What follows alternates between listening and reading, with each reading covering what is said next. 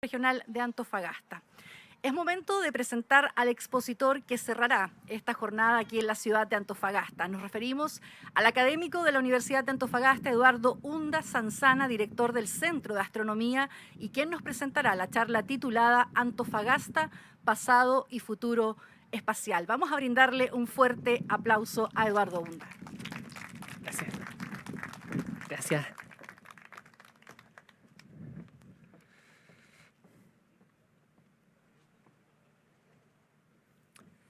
Perfecto. Gracias por darse el tiempo de estar hoy día acompañándome en la presentación de este tema. Dice sin límite real, en realidad yo creo que tengo unos 30 minutos. Voy a tratar de respetar ese límite. A menudo cuando me he encontrado con la comunidad ha sido para hablar de temas de astronomía. Hoy día vamos a hablar un poquito de astronomía, pero vamos a irnos por un lado un poco diferente. Vamos a hablar del estudio del espacio en términos del estudio de objetos enviados por los seres humanos al espacio. Y para ello tengo que contarles algunas cosas del rol que Antofagasta ha tenido en esa historia y que espero que sean memorias que, si bien se han perdido con el paso del tiempo, puedan causarles entusiasmo y sorpresa y que sigamos conversando de esto en el futuro. Lo primero, cuando hablamos de la historia de la astronomía en la región, muchas veces nosotros pensamos que parte de los años 90 con el establecimiento del VLT por parte de la ESO en el Cerro Paranal. O si no, puede que pensemos que es por allá por el año 2011 con el inicio de operaciones de ALMA. Entonces nos imaginamos siempre una historia bien reciente, como que antes de los años 1990 no había nada de astronomía en la región, como que partió ahí. Esa visión es errada y es la razón por la cual le hice esta línea de tiempo más larga, porque tenemos una historia que es muy rica, es muy compleja en cuanto a estudios astronómicos.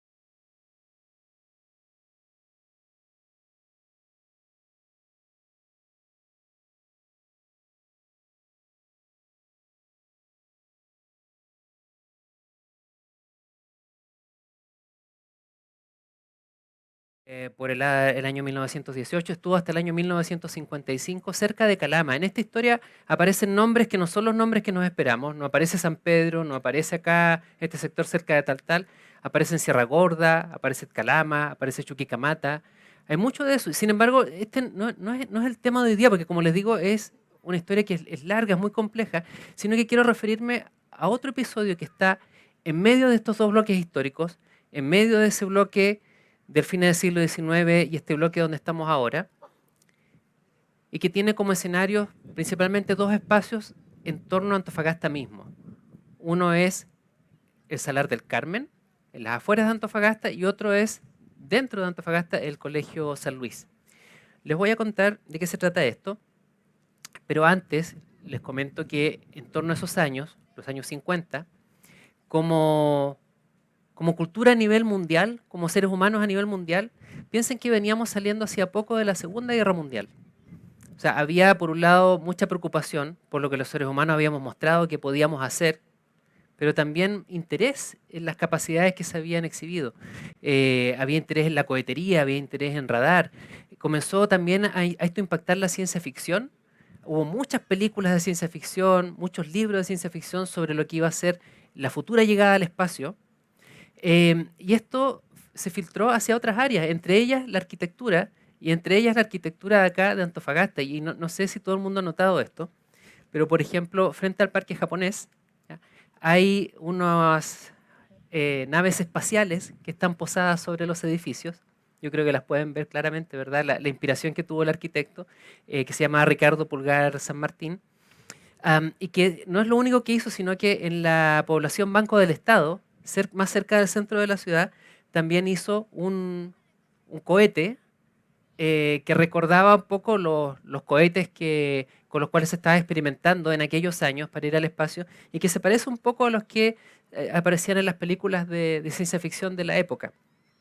Si alguien tiene más interés en estos temas, le recomiendo ver los trabajos de un arquitecto que es de la Universidad Católica del Norte, él se llama Claudio Galeno, y que ha estudiado bastante de esta materia. Pero en el fondo lo que les quiero mostrar es que esto no era solamente un fenómeno dentro de la ciencia, era un fenómeno cultural. O sea, había películas, había libros, había arquitectura. Nosotros estábamos en aquella época conviviendo con estos temas bien en el cotidiano. ¿De dónde había partido esto? Bueno, creo que en gran medida de esta noticia que les voy a mostrar, que es una noticia del año 1955, cuando Estados Unidos anuncia que va a poner en órbita un satélite.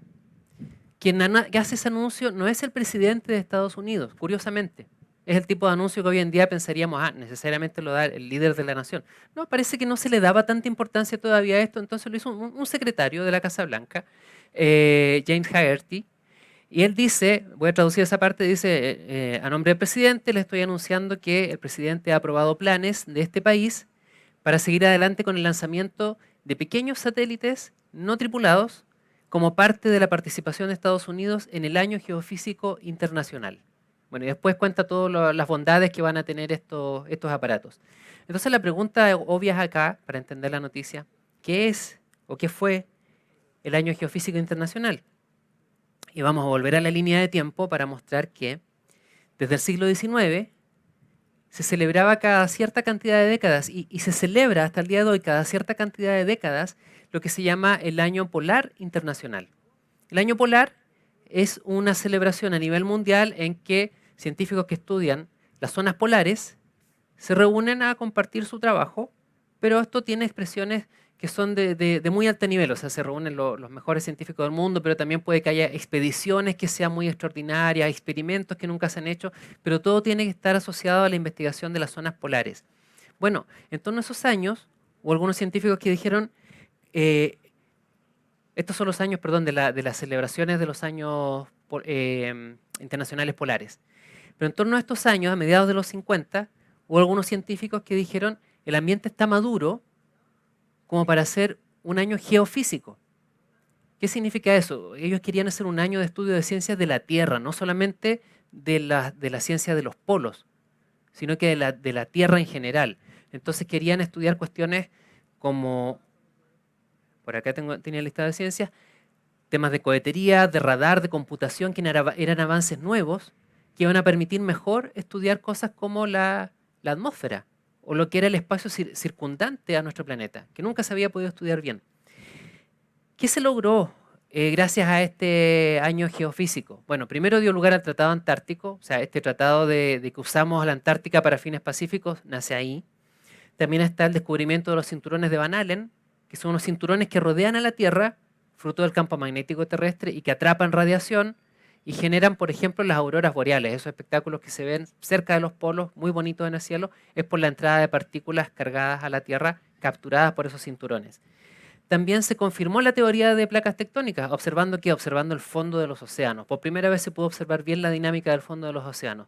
Y el último de los grandes logros, el que nos convoca hoy, fue el lanzamiento de los primeros satélites artificiales.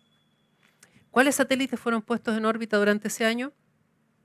El más notable de todos, porque fue el primero, ¿cierto? Es el Sputnik 1 por parte de la Unión Soviética, el año 1957, en octubre, el 4 de octubre fue lanzado al espacio. Ahí pueden ver, es una foto de la época, es el satélite de verdad, o sea, la persona lo tiene en brazos, ya medía más o menos 60 centímetros de diámetro. Y hay una historia bien curiosa respecto a por qué se lanzó en ese día específico. Ambos países, los Estados Unidos y la Unión Soviética, que eran las posibles potencias espaciales del momento, habían anunciado planes de lanzar satélites al espacio. Pero se pensaba que esto iba a ocurrir el año 58.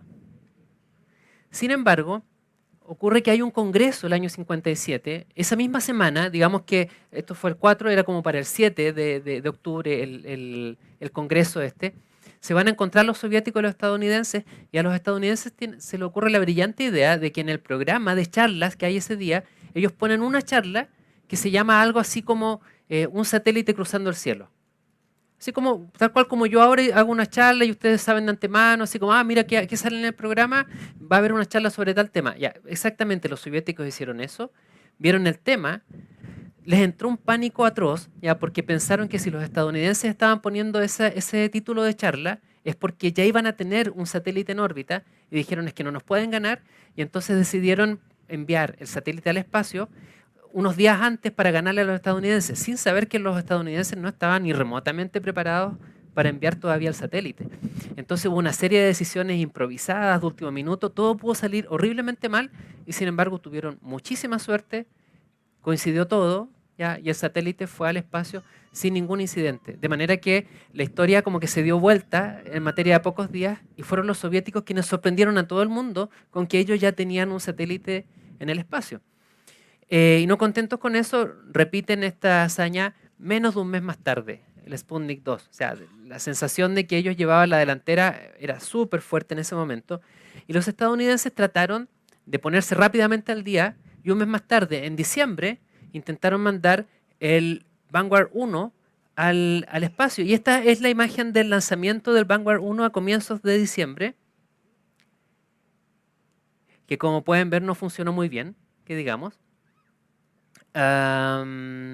Ok, así que volvemos a la línea de tiempo en que íbamos y los estadounidenses no lograron tener un éxito hasta el año 58, un par de meses más tarde, en febrero, cuando pusieron en órbita el Explorer 1. Y el Explorer 1 fue algo a lo que se resignaron, porque ellos querían poner otro tipo de satélite primero en el espacio, uno que era más de uso científico, más civil. A esto como que le improvisaron algunos instrumentos científicos para decir qué es lo que querían hacer, pero ya la misma forma, ustedes ven, era prácticamente un misil que estaban enviando al espacio orbital la Tierra. Pero finalmente en marzo logran poner en órbita el Vanguard 1, que es el que querían realmente enviar con fines científicos. Ponen luego en órbita el Explorer 3, los rusos el Sputnik 3, y si hacemos un recuento hasta ese punto, pareciera que la cancha finalmente queda bien pareja. O sea, los soviéticos tienen 3, los estadounidenses tienen 3. Pero ahí, si esto fuera tipo taller, le empezaría a preguntar a los niños a ver ¿y qué podrá estar funcionando mal en esto, pero bueno, no tengo mucha posibilidad de interactuar en este tema con ustedes, pero lo que pasa es que no solamente importa contar aquellas cosas que salen bien para darnos cuenta de que también lo estamos haciendo. Siempre tenemos que darnos cuenta y considerar aquello que estamos haciendo mal. Entonces, si ahora le agregamos a esto los fallos, entonces ocurre que los soviéticos tuvieron un fallo, o sea, hicieron 4 lanzamientos y les funcionaron 3, y los estadounidenses hicieron finalmente 17 lanzamientos y les funcionaron 3. O sea, eso como que pone un poco en perspectiva el hecho de que los soviéticos en ese momento estaban mucho más adelantados en lo que era materia de lanzamiento. Sin embargo, los estadounidenses se habían preparado para poder hacer un estudio mucho más tranquilo de este tema durante el año 58. Si todo esto empezó a salir así porque fueron reacciones a la carrera tratando de ponerse al día. Y dentro de ello había algunas acciones que estaban previstas para el Año Geofísico Internacional durante los años 57 y 58 en colaboración con otros países. Uno de ellos, Chile. Y este es el informe escrito el año 1957 por Relaciones Exteriores de Chile, comentando lo que se va a hacer en el Año Geofísico Internacional. Y si vamos a los compromisos en relación a satélites artificiales, Chile establece 2 compromisos: la cooperación en el Plan Vanguard y en el Plan Moonwatch. El Plan Vanguard tenía que ver con el establecimiento de 2 estaciones de seguimiento satelital, una en Peldehue, en Santiago, y la otra en Salar del Carmen, en Antofagasta. Y ellos comentan ahí, si siguen leyendo, dice, cuyas construcciones ya están terminadas, eso es el año 57, y se encuentra en el país el instrumental de ambas, como asimismo los expertos que actuarán en cada una de ellas. ¿Cómo habrán sido esas estaciones? Bueno, tengo las imágenes de cómo se veía las afueras de Antofagasta con esta estación de monitoreo en esa época. Era un pequeño alma, básicamente. Estaba lleno de antenas de radio de muy alta potencia para hacer seguimiento no solamente de satélites en el espacio, sino que también establecer redes de comunicación con otras estaciones que formaban lo que se llamaba la red Minitrack, que iba a estar desparramada por todo el mundo haciendo comunicaciones en relación al estudio de los satélites. De hecho, Antofagasta se ganó una cierta fama a nivel mundial sobre este tema que yo creo que pocas personas conocen hoy día, pero se puede reconstruir. No sé si conocen lo que son las tarjetas QSL. Las tarjetas QSL son tarjetas que ocupan los radioaficionados, o sea, la gente que le gusta comunicarse ocupando ondas de radio, de manera que cuando captan una señal que es de otro país, no sé, pues yo me conecto con mi equipo acá de radioaficionado y capto una señal de México, Entonces yo como una cortesía le mando a la persona de México una postal mostrando como conmemoración de que hicimos el contacto. O sea, sí, escuché tu señal, y acá están mis datos, acá está como la banda a la que escuché tu señal, entonces se puede ir haciendo una colección de esto. De manera que las que fueron enviadas desde Antofagasta andan repartidas por el mundo según fueron captadas desde acá señales de otros países. ¿Ya? Y acá tenemos precisamente una que habla de esta estación Minitrack, Antofagasta, Chile, ¿verdad? Del año 1959, que como pueden ver tiene el icono de un satélite que está pasando por encima, mostrando lo que era su propósito, pero ni remotamente es la única. Esta estación, lo que les mostré en las imágenes anteriores, estaba operada por el ejército de Estados Unidos el año 57, pero ya el año 58 se funda NASA en Estados Unidos. NASA no existió desde siempre, NASA se creó el año 58 nomás. Y ellos establecen un acuerdo con la Universidad de Chile para empezar a operar esta estación acá. De manera que el año 1958 tuvimos una estación de NASA aquí al lado de Antofagasta haciendo seguimiento de satélites espaciales. Otros vestigios de la época, tarjetas QSL del año 58, del año 60, en que pueden ver la iconografía, como ahí representan arriba el Vanguard, el programa Vanguard, como un tipo muy forzudo que le está dando un puntapié al satélite para que empiece a orbitar la Tierra, ¿verdad? Y acá aparece, bueno, uno de los tantos cerros de Antofagasta, el satélite pasando por encima. No sé si notan, pero el código de la estación cambió. No tiene el mismo código las dos postales, ahí lo tengo enmarcado para que lo noten. Eso es porque pasó de ser una estación militar el primer año a ser una estación de una rama más civil, como era NASA el segundo año. Bueno, entonces esto que era el despliegue que estaban haciendo los estadounidenses acá, Chile tuvo un rol más de observador, pero era algo que se recibía, digamos, un poco de brazos abiertos, que venía toda esta modernidad, toda esta tecnología. Pero no es lo único que se estaba haciendo, había también el plan Moonwatch. Y en el plan Moonwatch se designó como un coordinador nacional a don Federico Rutjan. Si nunca han escuchado de esta persona, es un personaje de tremenda importancia en la historia de la astronomía nacional. Él dirigía el Observatorio Astronómico Nacional en Santiago en aquella época. Y es quien finalmente logra, como les voy a contar de ahí, que lleguen algunos observatorios internacionales a Chile. Bueno, él está en esa época como coordinador nacional y plantea establecer grupos de observación en Antofagasta, Santiago, Concepción y Temuco. ¿Grupos de observación haciendo qué? ¿Serían astrónomos que estaban observando los satélites? No. Moonwatch es uno de los primeros, si es que no el primer, proyecto de ciencia ciudadana que hubo en la historia de la ciencia moderna. Ciencia ciudadana es cuando las personas que no son científicas pueden organizarse en grupos o hoy en día frente al computador haciendo algunos trabajos que son de verdad de apoyo a la ciencia, no simplemente ser un entusiasta, sino que es formar parte de la actividad científica con algunos trabajos que por su masividad o por algunas otras características requieren que muchas personas participen. Este caso no era la excepción. No había todavía redes de monitoreo satelital por todo el mundo, no había sistemas automáticos, no había computadores, no había internet como hay hoy. Entonces lo que se trató de generar fueron redes de voluntarios que en grupitos de 5 o de 10 observaba cada uno un trocito distinto del cielo, pero que más o menos se superponían, tenían información que les iba enviando algún observatorio respecto a cuándo iba a pasar el satélite y ellos comprobaban si el satélite realmente pasaba en ese momento o no. Alguien más estaba con un reloj y entonces alguien decía, yo lo voy a pasar, registraba con el reloj la hora, después escribían una carta, le llevaban a correo, le ponían la estampilla, la mandaban a Estados Unidos y después de un par de semanas o un mes, lo que fuera, en Estados Unidos recibían eso, lo agregaban a manito a una base de datos y entonces se podían hacer cálculos sobre las trayectorias que estaban siguiendo los satélites. Era un trabajo muy laborioso, muy meticuloso que había que llevar a cabo, pero era una tecnología relativamente avanzada para su época y socialmente muy innovadora. O sea, involucrar a personas no científicas en la actividad científica era algo como que no se había hecho hasta ese momento. En los años 90 vimos esto replicado en cierto modo con la participación en el proyecto SETI at Home, que intentaba captar recursos computacionales ociosos en las casas cuando usted tiene el computador prendido y no está haciendo nada, que se conectara a bases de datos de observatorios profesionales tratando de buscar señales de inteligencia extraterrestre. Este programa ha sido muy interesante en cómo se ha desarrollado con apoyo de gente de todo el mundo. Bueno, ¿por qué le estoy comentando esta historia de Moonwatch y qué relevancia tiene en Antofagasta? Porque si bien hemos hablado acá de la NASA, del ejército estadounidense, del Ministerio de Relaciones Exteriores, de un coordinador nacional. Aparece en medio de toda esta historia un personaje completamente inesperado, que es el sacerdote Germán Saá, que trabajaba en el Colegio San Luis. Y esta es una carta, son de varios documentos que he logrado recuperar de archivos en Estados Unidos.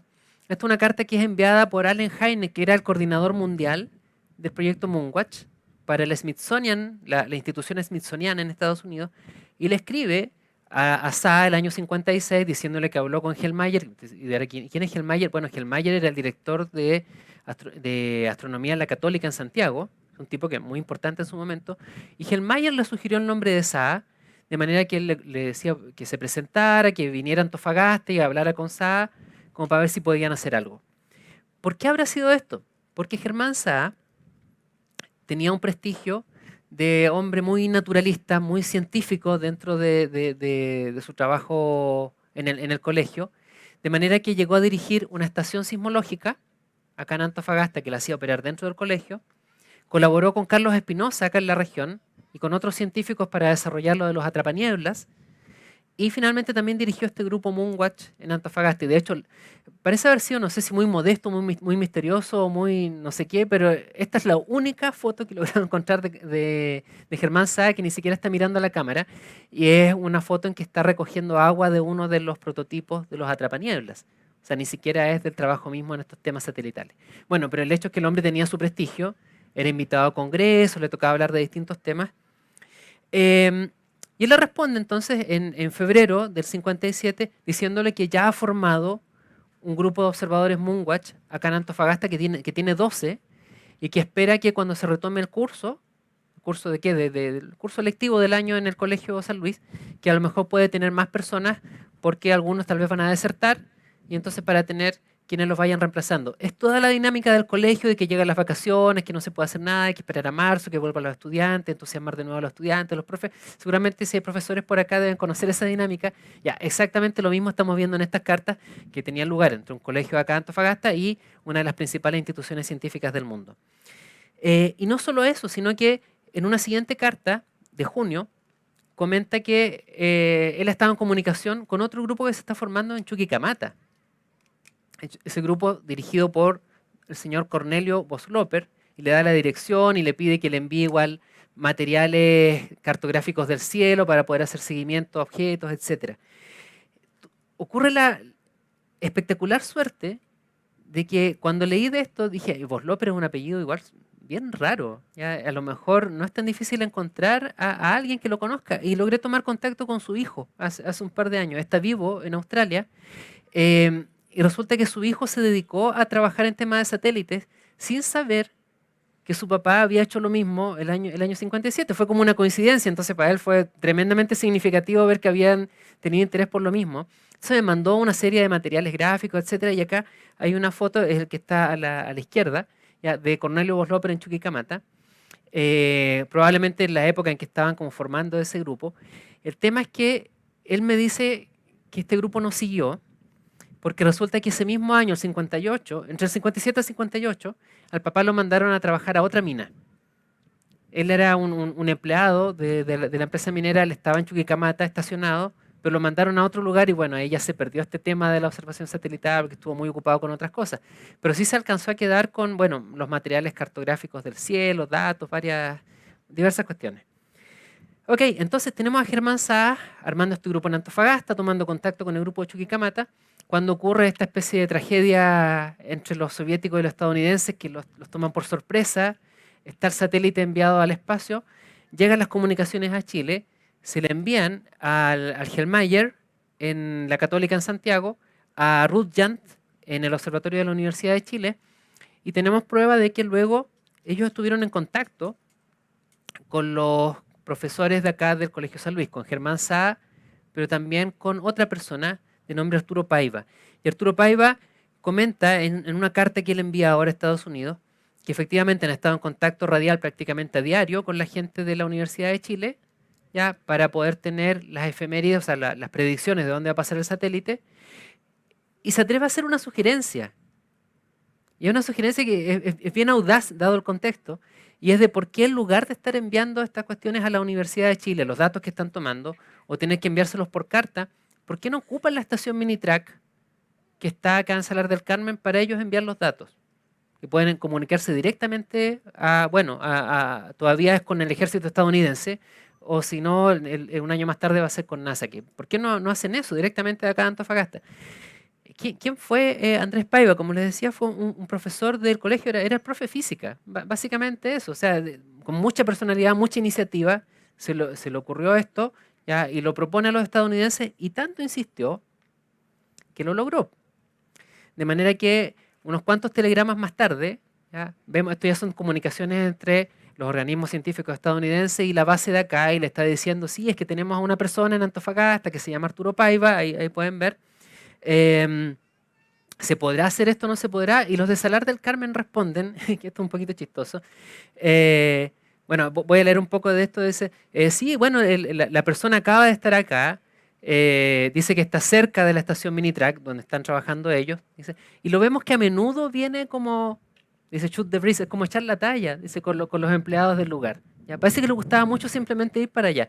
Entonces dice, por favor, así que pásenle los datos y déjenlo que él envíe sus datos acá también. Dice, viene varias veces en el día. Así que parece que era como bien fanático del tema. Así que no iba a haber ningún problema de comunicaciones ni ninguna carga extra para el lugar. Bueno, se establece entonces este vínculo directo luego entre Antofagasta, Colegio San Luis, NASA, los organismos allá en Estados Unidos. Y sumando y restando, ¿cuáles fueron las contribuciones que Chile hizo? Acá tengo el catastro que se hizo unos poquitos años más tarde. Acá están todas las observaciones que se hicieron en el mundo. Fueron 205 observaciones del Sputnik en particular, del primer satélite enviado al espacio. Chile contribuyó con 3. 2 de ellas fueron hechas desde Santiago, ¿ya? Desde la base aérea del Bosque, y una última fue hecha desde acá de Antofagasta. Así que un tercio, por decirlo así, de las observaciones chilenas, ya, y lo que es un registro de tremenda relevancia histórica, fue hecha desde acá, desde Colegio San Luis. Y esto siguió por lo menos hasta el año 62. ¿Ya? ¿Por qué no siguió más tiempo? Bueno, aquí es donde como que nos afecta un poco el centralismo. O sea, no es un problema hoy, también fue un problema en su momento, y mató varias veces los inicios de lo que era el desarrollo astronómico y espacial acá en Antofagasta. El año 63 se instalaron equipos de mucha mayor potencia en Santiago que en Antofagasta, y eventualmente la estación de Peldehue comenzó a dominar. La estación de Salar del Carmen se consideró redundante, y los equipos los desarmaron en julio del 63 y se los llevaron a Santiago. Y con eso, bueno, como que se desarma todo este tema de que había un link para poder enviar datos a Estados Unidos. También se empieza a perder la motivación entre la gente que estaba acá. A Germán Sá lo reasignan también a otro colegio jesuita. Ahí quedó. ¿Ya? Si hoy en día buscamos Salar del Carmen en Google Earth, bueno, hay como algunas ruinas de las fundaciones, puede ser un lugar entretenido como poder echar una mirada e imaginar lo que hubo en algún momento, pero hoy en día en realidad ya no hay nada. ¿Qué pasó tras el Año Geofísico Internacional? Súper importante para nuestra astronomía moderna. El año 1958, con esos datos que les acabo de mostrar que fueron tomados del Sputnik y de otros satélites, Rutjan hace una gira a Estados Unidos para referirse a lo que había sido el rol de Chile en la campaña Moonwatch, pero él aprovecha esta visita, vamos a decir en términos modernos, como que se avivó, ¿ya? Ya que estaba por allá, dijo, bueno, puedo conversar con otras personas, para presentar el plan de hacer un observatorio austral de clase mundial. Y logra convencer a los estadounidenses de que esta va a ser una muy buena idea y que puede finalmente hacerse una especie de observatorio panamericano que une fuerzas de varios países, ¿ya? Y finalmente se instala acá en Chile porque, bueno, es el cielo sur, es un cielo de súper buena calidad, cosa que no estaba tan clara en aquella época. Hoy en día hoy es un refrán, pero en aquella época no era algo tan claro. De hecho, los primeros lugares que Rutjan propone son en Santiago, o sea, en torno a Santiago, en Farellones, en Cerro Colorado, sitios así, pero eventualmente esto es lo que da lugar al observatorio de Cerro Tololo, en la región de Coquimbo. Este es el origen de Cerro Tololo. Entonces hay un eslabón que parte con estas observaciones Moonwatch acá en Antofagasta, que le da pie a Rutjan para ir a hacer esta gira, ¿cierto? Por Estados Unidos, se llega a establecer el primer observatorio moderno internacional de astronomía en Chile, porque había habido otro, eso es un tema para otro día, pero de los modernos, en la región de Coquimbo. Y eso persuade también, ayuda a persuadir a la ESO de instalarse ellos también allá. Y la ESO decide abrir el observatorio de La Silla, igualmente en la región de Coquimbo, en los años 60. 30 años más tarde, la ESO decide expandirse hacia el norte. Eso es lo que da origen al Observatorio Paranal, al BLT, ¿cierto? Acá en la región de Antofagasta. Y aquí hoy en día estemos esperando que el año 2027 también la ESO, en el Cerrito del Frente, en Armazones, inaugure el ELT, que va a ser el telescopio más grande del mundo. Entonces ustedes pueden ver cómo hay una cierta conexión entre estas observaciones de lo espacial hecho por los seres humanos y que finalmente haya habido una especie de demostración de capacidades para decir, bueno, acá hay muy buenas condiciones para recibir observatorios que se dediquen al estudio de objetos naturales en el espacio.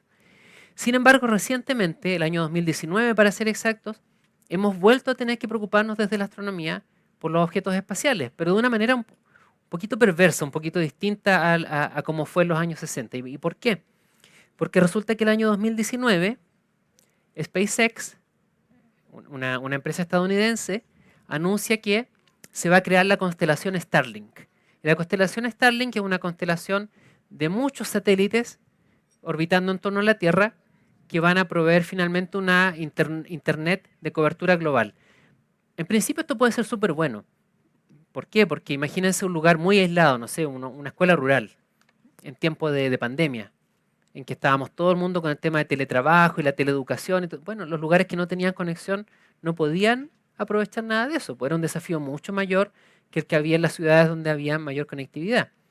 O un lugar que pueda estar aislado, imagínense una situación de emergencia, una persona en una isla desierta, un accidente o una montaña, etcétera. Bueno, a través de una red global, todos estos problemas empiezan a evaporarse. También hay posibilidades de potenciales desarrollo por lo que van a ser eventualmente vínculos de comunicación láser entre el espacio y la Tierra que van a beneficiar especialmente aquellos lugares donde haya cielos despejados. Antofagasta puede ser uno de los sitios donde efectivamente estas comunicaciones espaciales bajen hacia el planeta, porque los cielos, ustedes saben, son súper buenos. Entonces, hasta ahí hay muchas cosas que pueden ser muy buenas, pero al mismo tiempo, este proyecto trae algunas cosas que no son tan buenas. Una de ellas, de especial alarma para la astronomía, es que son satélites que introducen un brillo artificial durante su paso en las imágenes astronómicas. Y esta es una imagen real, hecha el año 2019 con el instrumento DECAM en Cerro Tololo, que muestra a los satélites Starlink que estaban en órbita en ese momento pasando por delante de una imagen. Ahí el círculo rojo da una idea del tamaño de la Luna para que se hagan una idea de escala de lo que estamos viendo. El año 2020 hay otra imagen que empieza a circular por el mundo, esta fue tomada en España, en las Islas Canarias, de un cometa que era famoso en esa época, y esta es una imagen hecha por un astrofotógrafo donde se ve, bueno, los satélites pasando por delante, también como que le arruinaron la toma que estaba queriendo hacer. Y esto era apenas con unos 800 satélites en órbita. ¿Cuáles eran los planes anunciados por esta empresa? Poner en órbita más de 40.000. Entonces podíamos imaginarnos que el problema rápidamente corría el riesgo de irse de las manos. Y esto generó una reacción de la comunidad astronómica internacional de empezar a estudiar satélites. Y nosotros tenemos acá en Antofagasta el orgullo de que tuvimos mucho ojo. De verdad, tuvimos mucho ojo y nos entramos muy temprano en este tema, de manera que el primer estudio a nivel global del brillo de los satélites que estaban empezando a ser puestos en órbita para esta comunicación global, lo hicimos desde el Observatorio Coirama de la Universidad de Antofagasta. De manera que esto es lo que abre esta nueva era moderna de la observación astronómica de satélites para poder hacer una cuantificación de cuál es el impacto real en astronomía. Y nos hemos encontrado con que, bueno, nos hemos encontrado con que el desafío es mucho más complejo que lo que imaginamos inicialmente. Primero porque hay una diversidad de escalas de satélites. Tenemos satélites que son pequeños, como bueno, el Sputnik lo puse allá en la proporción correcta en relación a esta imagen. Y este es un satélite que se lanzó en noviembre del año pasado, que se llama Blue Walker 3. Lo que tenemos hacia nosotros son las antenas. Y esto no es el satélite final, sino que esto era un prototipo pequeño para ver cómo iba a ser el satélite real. Este satélite lo que quiere hacer es poner una especie de poste de comunicación espacial de manera que nos podamos conectar con el celular desde cualquier parte al espacio. Muy entretenida la perspectiva, pero la maquinaria que se necesita para eso, bueno, es una bestia que es extremadamente brillante, tanto así que, como también encontramos desafíos por la diversidad del brillo máximo de los satélites, si nosotros ahora ordenamos las estrellas más brillantes del cielo, de la más brillante arriba a la izquierda a la menos brillante entre las 25 más brillantes, ¿ya? Nosotros tendríamos que poner a ese satélite aquí. O sea, ese satélite en este momento, por momentos llega a ser la 15ª estrella, 15ª estrella más brillante del cielo. O sea, es un objeto excepcionalmente brillante en términos astronómicos. Y ese es, insisto, no el final, sino que es uno más pequeño. O sea, el final puede ser aún más brillante. Y es uno de más de 300 y tantos que quiere poner la empresa en órbita. También tenemos otro problema de diversidad de las formas y las superficies reflectivas. No todos los satélites son redonditos y superficies metálicas que reflejan igualmente en todas direcciones, como era el Sputnik, sino que acá tenemos formas bastante más caprichosas. Esto es un satélite Starlink, si es que nunca han visto uno, que lo que tiene hacia arriba, esa especie como de acordeón negra, son los paneles solares, y esos paneles solares están apuntando lejos de la Tierra. Entonces, de verdad, esos paneles solares no nos molestan. Muchas personas creen que lo que brilla en los satélites son los paneles. No necesariamente es así. Lo que brilla en esos satélites es la parte de abajo, la antena de comunicaciones. Esa es excepcionalmente brillante. Entonces, dependiendo de cómo esté orientado el satélite, si lo tengo apuntado hacia un lado, si lo tengo hacia el otro, si lo giro, etcétera, puede que según su orientación apunte hacia mí una superficie reflectiva de características distintas y entonces el resultado sea muy diferente. Ya, estudiar eso es, bueno, para varias tesis de doctorado, ya, así que la verdad es un desafío que es bastante complejo, estamos en eso. Y también tenemos una diversidad de modos de operación. Pensábamos que todos los satélites se enviaban al espacio y listo, una vez que estaba arriba brillaban de un cierto modo y ya está, es como todo lo que íbamos a tener que medir porque era un único cuerpo el que se iba al espacio.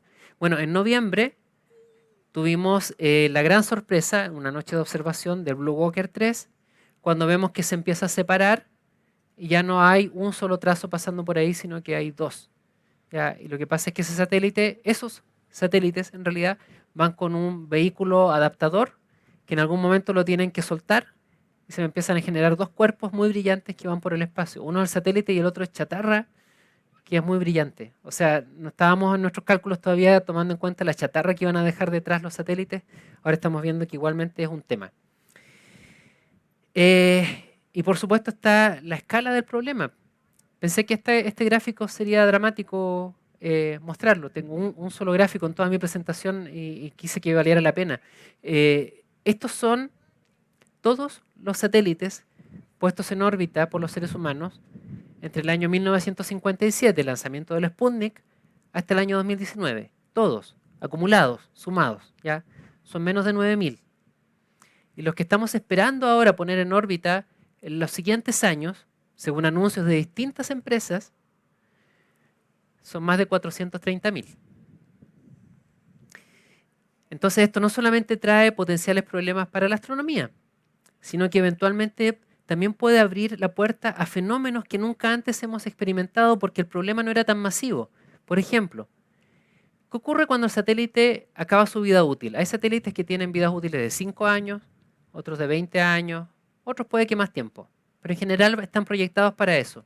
Bueno, el satélite normalmente empieza a descender por fricción con la atmósfera de la Tierra, no debería caernos en la cabeza, no es ese el verdadero peligro, no es que van a chocar con cosas acá en la superficie, sino que se van a desintegrar. Entonces, si yo desintegro uno, bueno, pase. Dos, ya, ok. 10, 100, 1000, 400.000. O sea, en algún momento puede que estemos inyectando tantos componentes a la atmósfera que podamos empezar a perturbar sus propiedades. Y eso podría tener incluso algunas consecuencias para futuras proyecciones de cambio climático en el planeta. No tenemos la menor idea de para dónde podría evolucionar este fenómeno y eso es lo más alarmante. Tengan siempre miedo de cuando en ciencia les digan sobre uno de estos temas, la verdad es que no sabemos, ¿ya? Porque eso es en realidad lo más peligroso. sea, si sabemos que va a ser malo, pero yo les puedo decir un rango de tanto a tanto, ok, podemos hacer algo de políticas para controlar el problema. Pero si les digo no sabemos, es que estamos todavía en la etapa en que tenemos que empezar a entender este problema para recién después tratar de hacer algo. Pero bueno, es donde estamos. Entonces, podemos seguir estudiando los satélites con los telescopios que tenemos, pero el problema, como ustedes ya vieron, es que los satélites pasan, me dejan un trazo y estudiarlos así no es muy bueno porque en un paso la verdad es que yo no hago mucho. Necesito poder estudiarlo durante todo su paso a lo largo del cielo, irlo siguiendo, y ojalá ir cambiando filtros, tomar muchas imágenes, analizar su estructura, ver si es que va cambiando de orientación. Eso es muy difícil y no lo hacen los telescopios astronómicos, sino que para ello yo necesito un telescopio diferente, que es un telescopio especialmente pensado para hacer este tipo de movimientos rápidos y seguimiento rápido de objetos que se están moviendo muchísimo más rápido que las estrellas. Necesito un telescopio especialmente diseñado para la observación satelital. Y voy prácticamente a terminar mi presentación con lo que espero sea un anuncio importante. Eh, Después de lo que ha sido una pausa de 60 años, tras el cierre de Salar del Carmen, desde donde se hacía seguimiento satelital acá en la región de Antofagasta, y estaba este entusiasmo de este colegio en particular a hacer seguimiento satelital sin esos equipos, sino que a simple vista o con pequeños equipos. Este año vamos a retomar desde Antofagasta la observación espacial satelital porque nos adjudicamos fondos de un proyecto ANID para instalar una nueva estación de seguimiento satelital en el Observatorio Coirama, que va a estar instalada antes de que termine este año. O sea, Antofagasta vuelve a ser parte de este circuito de observación de satélites. Y de hecho ya tenemos seleccionado cuál va a ser el primer satélite que vamos a observar. Y queremos por razones románticas, poéticas, estéticas, que sea el Vanguard 1. Usted dirá, pero ¿cómo el Vanguard 1 si lo lanzaron en el año 58 y va a estar en órbita todavía? Precisamente por inexperiencia, esos satélites se lanzaban a mucha distancia de la Tierra, de manera que sus ciclos de decaimiento son extremadamente largos. Ese satélite va a seguir en órbita hasta el año 2140 y tanto, de manera que aún lo tenemos disponible. Y cuando retomemos la observación satelital acá en Antofagasta, queremos que sea con prácticamente uno de los últimos satélites que se pudo observar desde acá. Así que sea un, como decíamos ayer, y desde ahí entonces podamos continuar con este tema de ahí en adelante. Bueno, espero que les haya parecido interesante y muchas gracias por su atención.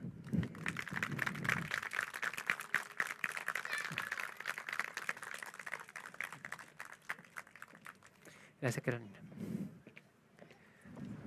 Ok, gracias, Carolina. Me retiro nomás. Ya. Agradecemos, por supuesto, esta charla de Eduardo Unda Sanzana en esta jornada, ¿cierto?, de cierre aquí en Antofagasta. Queremos a continuación invitar a Ruth Rodríguez, jefa de la División de Fomento, Industria e Innovación del Gobierno Regional de Antofagasta, para que también nos pueda brindar unas palabras hoy día.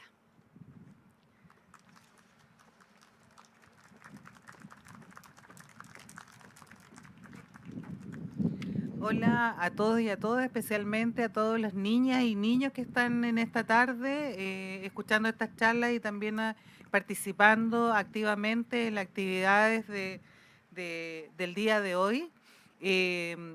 Primero, agradecer a las familias que están participando de esta actividad. Esperamos que hayan disfrutado, que hayan también visto en la última exposición con Eduardo Unda, en qué está hoy día Antofagasta, en qué estamos pensando y qué es lo que queremos concretar. Que felicitaciones, Eduardo, muy, muy gratificante poder escucharte también y que los demás sepan en qué estamos en la región y lo que estás liderando tú. Eh, y dejarles un saludo muy cordial de parte del gobernador Ricardo Díaz, quien ha empujado fuertemente el poder hacer y concretar el Congreso Futuro acá en la región de Antofagasta, en Tocopilla y en Calama, y a todos los que tengan familiares en Calama, contarles que mañana Congreso Futuro es en Calama y ahí va a ser el cierre, así que para que le puedan dar también el dato y la invitación a todas las personas que viven en Calama y en sus alrededores para que puedan asistir. Muchas gracias y que tengan buen retorno. Chao.